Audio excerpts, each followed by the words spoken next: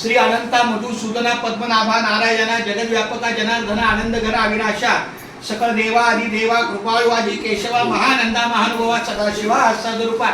मी हरिभक्त परायण चंद्रकांत पांडुरंग कारंडे. आमचा हा ज्येष्ठ पुतणे आहे.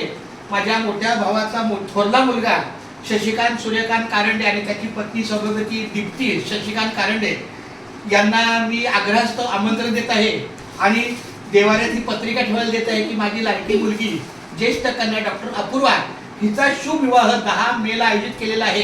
लग्न भाईंदरला आहे, पण 6 तारखेपासून आपला घरगुती कार्यक्रम आहे. 6 तारखेला साखरपुडा आहे, 7 तारखेला मेहंदी आहे, 8 तारखेला मेढ पूजन आहे किंवा बांगडा आहे घाना, 9 तारखेला हळदी आहे, 10 तारखेला लग्न आहे.